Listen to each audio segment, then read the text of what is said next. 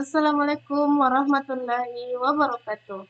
Perkenalkan, nama saya Putri Rahmayanti Husain dengan NIM 20060850-2001 dengan nomor urut absen 51. Saya dari Prodi Pendidikan Antropologi Fakultas Ilmu Sosial dan Hukum Universitas Negeri Makassar.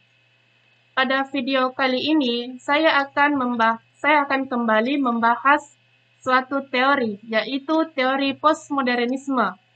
Tujuan saya membuat video ini untuk memenuhi tugas akhir atau tugas final mata kuliah teori-teori pendidikan antropologi, teori-teori antropologi kontemporer. Baiklah, sebelum memasuki materi inti, saya akan membahas terlebih dahulu mengenai lahirnya postmodernisme. Lahirnya postmodernisme tidak dapat dilepaskan dari adanya paham modernisme. Pandangan modernisme menganggap bahwa kebenaran ilmu pengetahuan bersifat mutlak dan objektif. Artinya, tidak adanya nilai dari manusia. Disinilah lahir suatu paham baru, yaitu postmodernisme, yang salah satu tokohnya bernama Jean François Lyotard. Postmodernisme merupakan kelanjutan dan koreksi dari modernisme untuk memberikan suatu pemikiran baru dan solusi dalam pandangannya terhadap ilmu pengetahuan. Perkembangan pemikiran dari waktu ke waktu terus mengalami perubahan dalam berbagai hal. Tentunya hal itu tidak lepas dari keinginan manusia yang selalu menginginkan sebuah perubahan, karena bertambahnya persoalan dan juga kebutuhan. Kalau kita kembali pada masa terdahulu, tentunya tidak mengherankan lagi terhadap sebuah perkembangan dalam berbagai ranah kehidupan, terlebih lagi dalam soal keilmuan.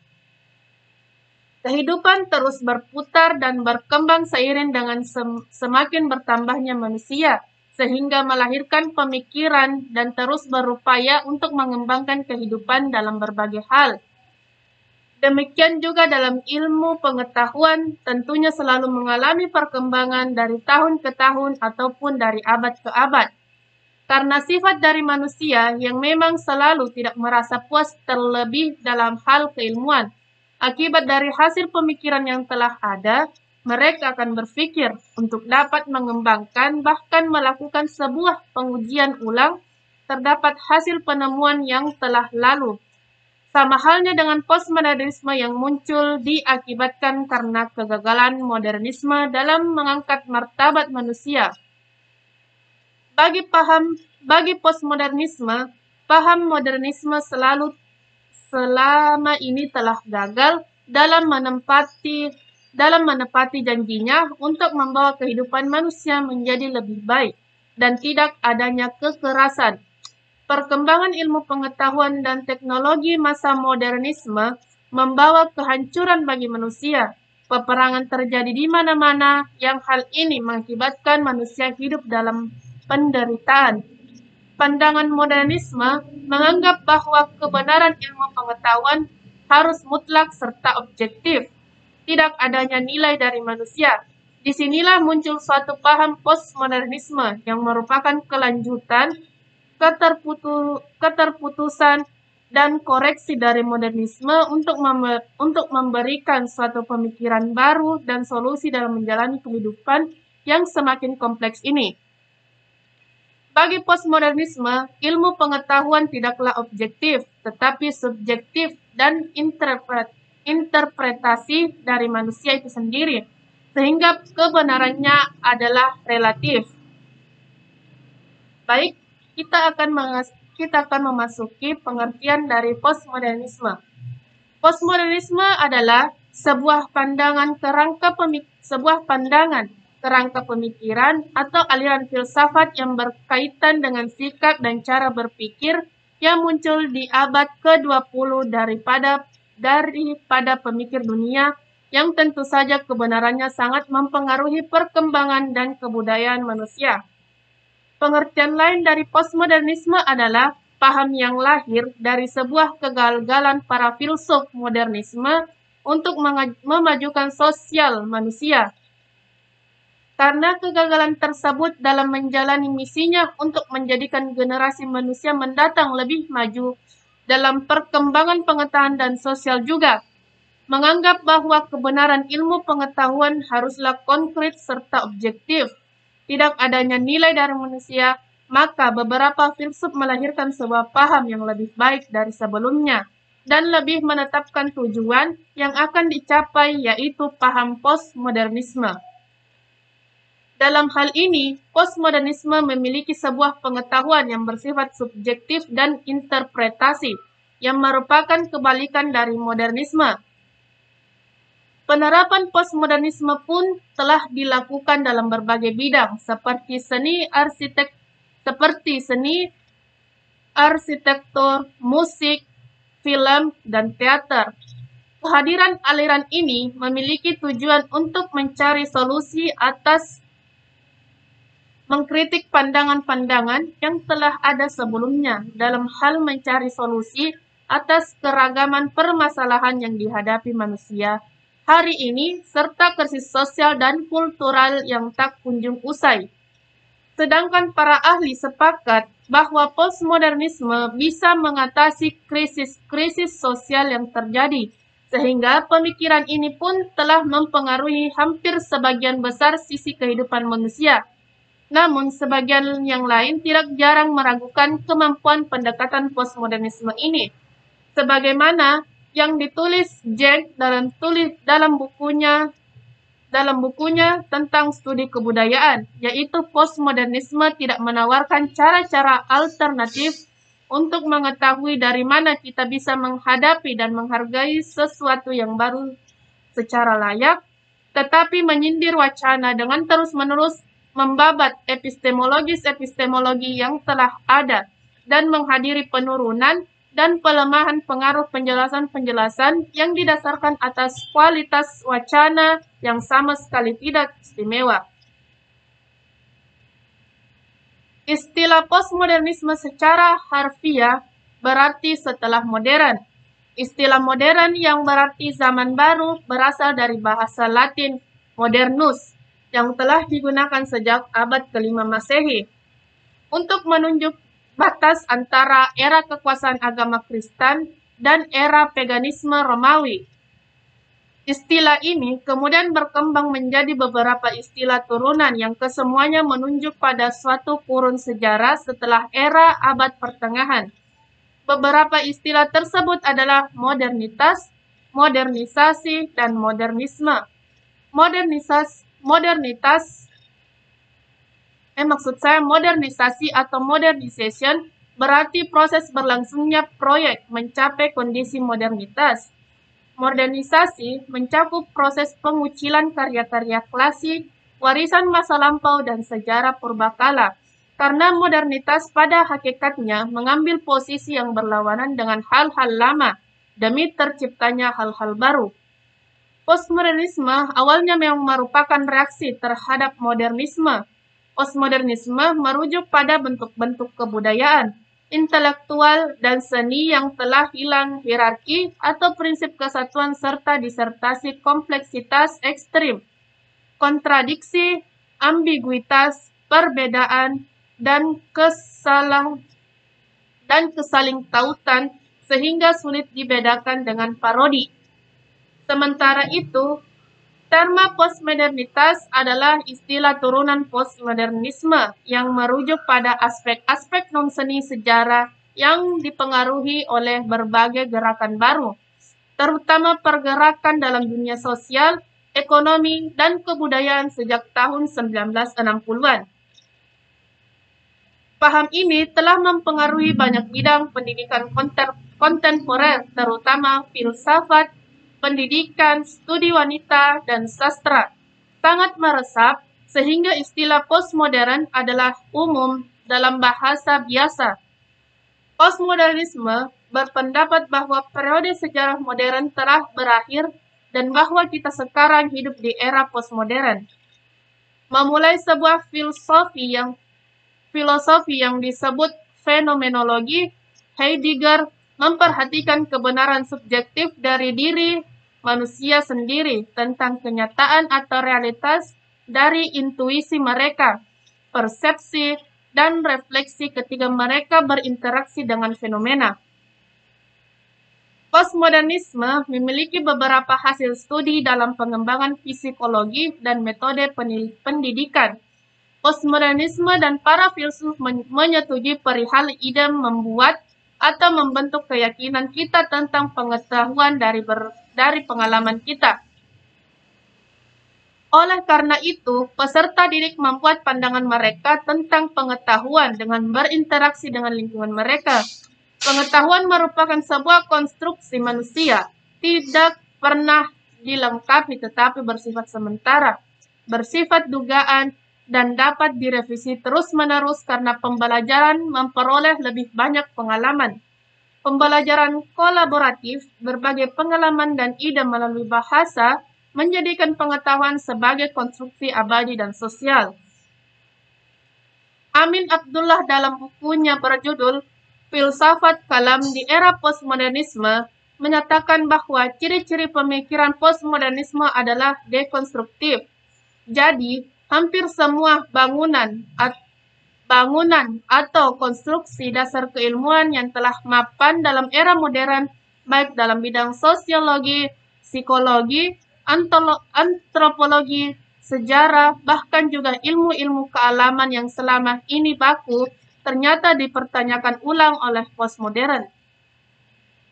Hal ini terjadi karena teori tersebut menganggap menutup munculnya teori-teori lain yang barangkali jauh lebih dapat membantu memahami realitas dan pemecahan masalah. Jadi, klaim adanya teori-teori yang baku, standar, yang tidak dapat diganggu-gugat, itulah yang ditentang oleh pemikir postmodernisme.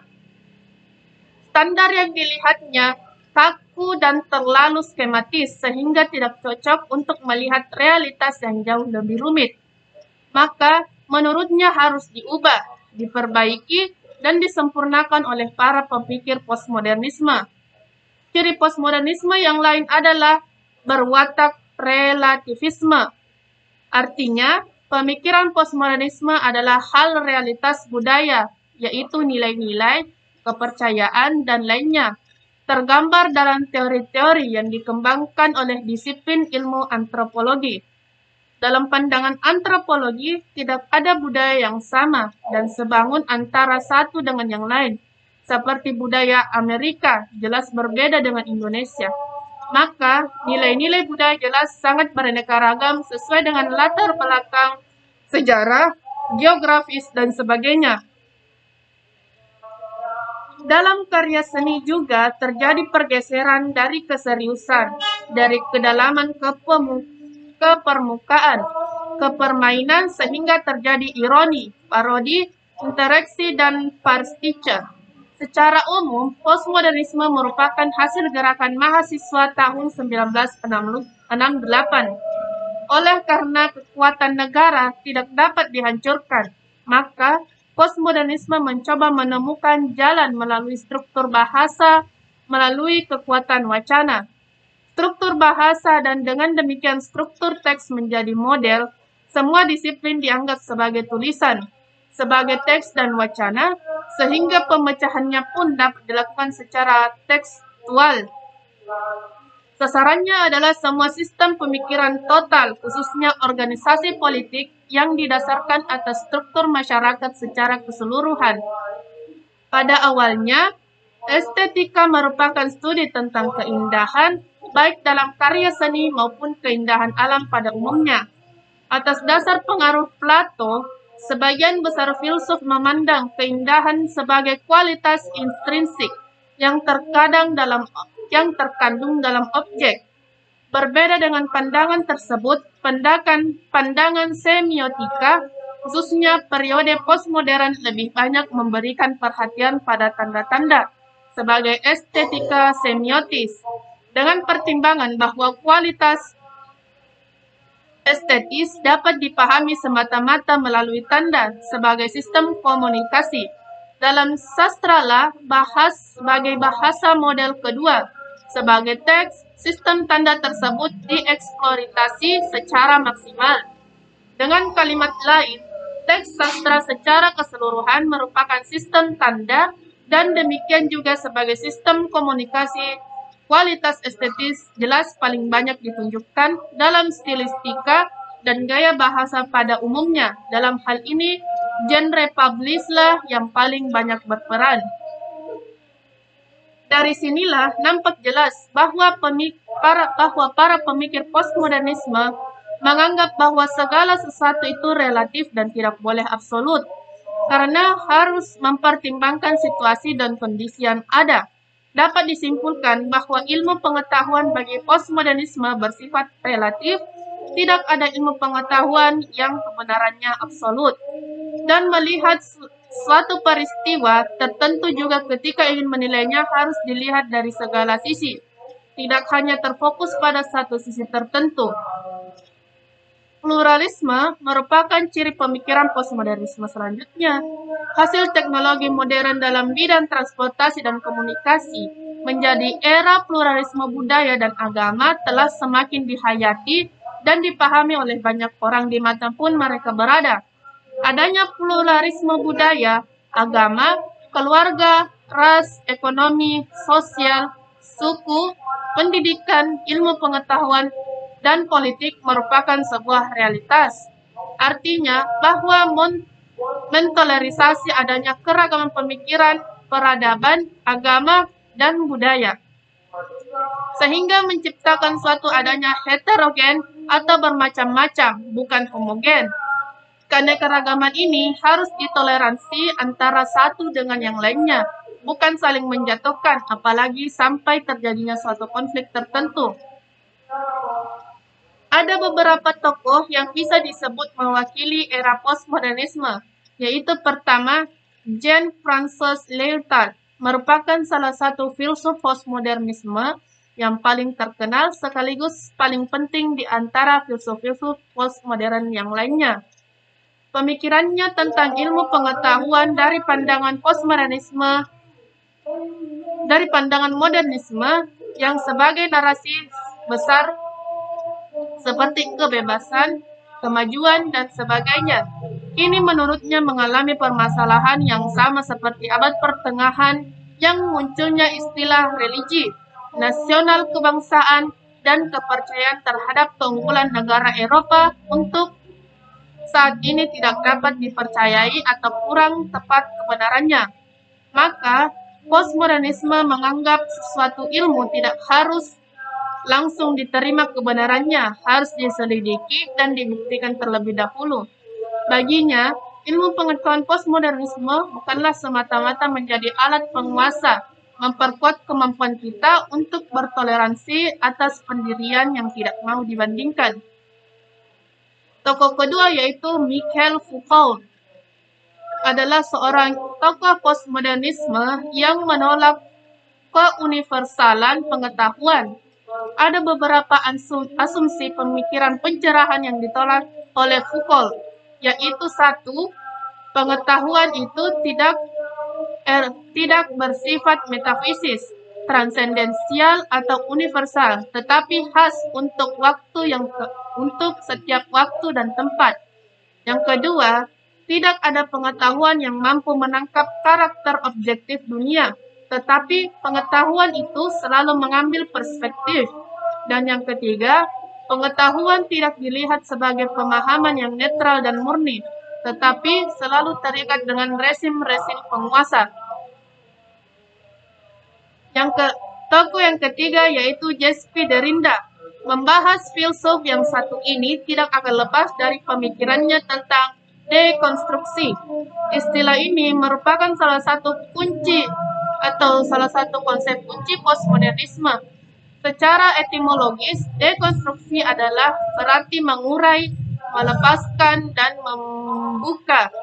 Derrida menciptakan sebuah pemikiran dekonstruksi yang merupakan salah satu kunci pemikiran postmodernisme yang mencoba memberikan sumbangan mengenai teori-teori pengetahuan yang dinilai sangat kaku dan kebenarannya tidak bisa dibantah. Yang dalam hal ini pemikiran modernisme. Derrida mencoba untuk meneliti kebenaran terhadap suatu teori pengetahuan yang baginya bisa dibantah kebenarannya, yang dalam arti bisa membuat teori baru, asalkan hal tersebut dapat terbukti kebenarannya dan dipertanggungjawabkan. Kemudian masih banyak beberapa tokoh filsuf lainnya yang membahas teori ini. Seperti halnya eksistensialis, postmodernisme bekerja untuk meningkatkan perspektif pengetahuan manusia. Sementara eksistensialis fokus pada kesadaran tentang pendapat individu. Postmodernis fokus pada kesadaran tentang kesenjangan sosial dengan mendekonstruksi asumsi tradisional tentang pengetahuan, pendidikan, sekolah, dan pengajaran. Mereka tidak menganggap kurikulum sekolah sebagai gudang kebenaran objektif dan temuan ilmiah untuk ditransmisikan kepada siswa. Ini adalah permasalahan pandangan yang saling bertentangan. Beberapa di antaranya mendominasi dan mensubordinasi orang lain. Postmodernisme merujuk pada konstruksi sebagai representasi, yang mereka definisikan sebagai ekspresi budaya atau diskusi yang menggunakan narasi tentang realitas dan nilai-nilai, serta cerita, gambar, musik, dan konstruksi budaya lainnya. Misalnya, seorang guru dalam kelas studi sosial mempresentasikan sebuah unit tentang sejarah dan kontroversi yang berkaitan dengan imigrasi harus sadar akan buku pelajaran dan biasanya sendiri. Postmodernis mendesak guru untuk menjadi sadar akan peran kuat mereka dan secara kritis memeriksa representasi mereka kepada siswa. Daripada hanya mengirimkan pengetahuan yang disetujui secara resmi, guru harus secara kritis mewakili pengalaman manusia yang lebih luas tetapi lebih inklusif.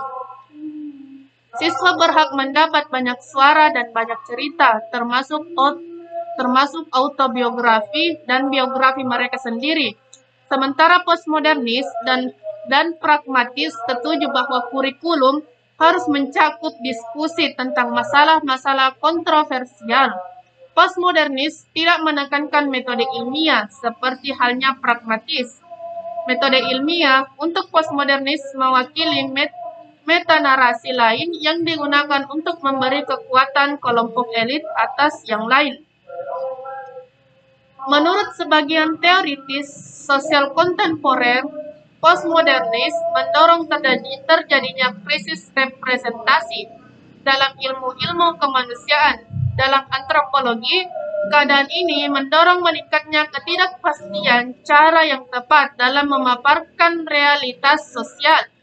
Merosotnya kepercayaan atas paradigma ilmiah yang ada dan rasa keraguan yang mendalam terhadap metanaratif yang merupakan karakter ilmu-ilmu kemanusiaan pada abad ke-20 ini. Menurut antropolog Indonesia Hedi Sri Ahimsa dan Putra, postmodernisme dalam antropologi budaya sebenarnya merupakan fenomena yang agak khas di Amerika.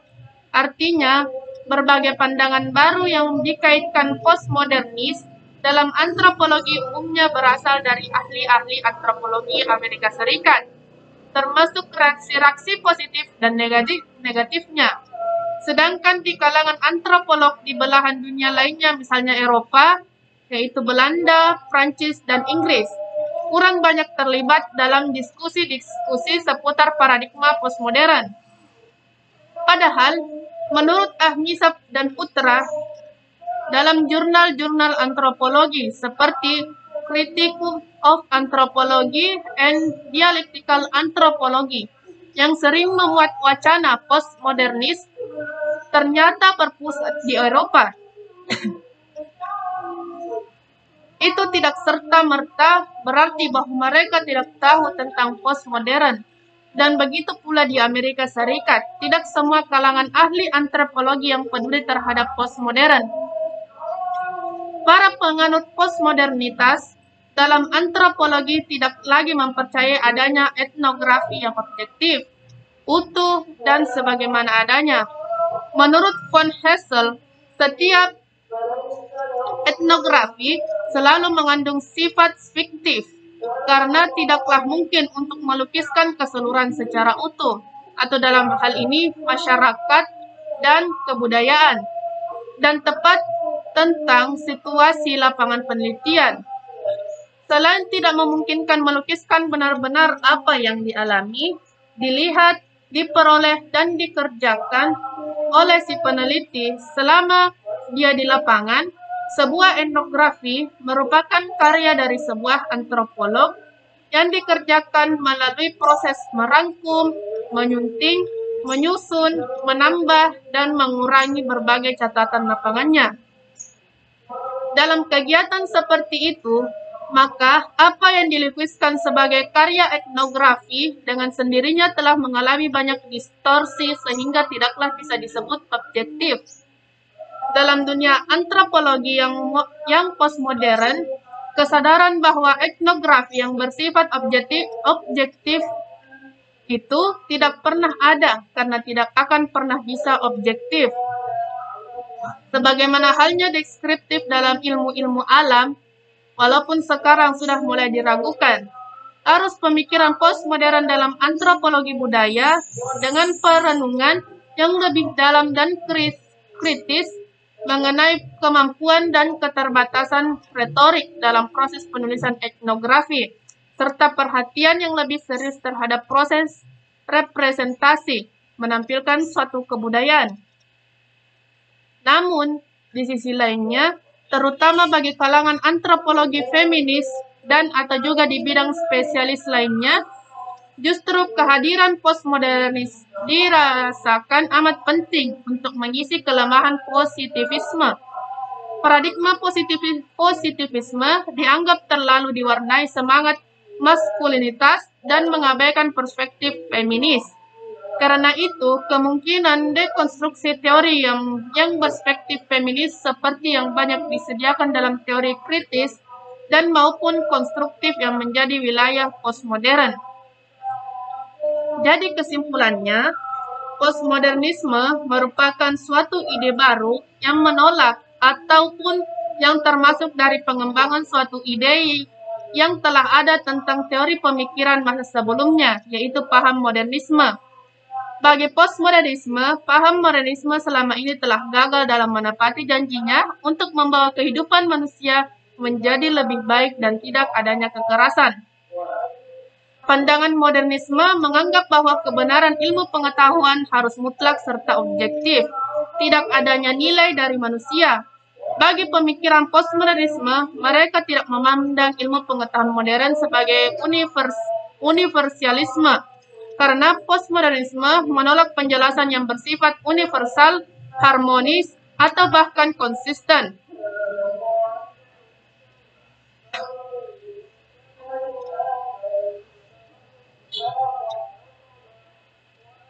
Karena postmodernisme menggantikan hal tersebut kepada yang partikular dan lokal, lalu menyingkirkan hal yang bersifat wacana besar positif, prinsip-prinsip etika positif, dan diputar dan dipakai untuk menindas manusia.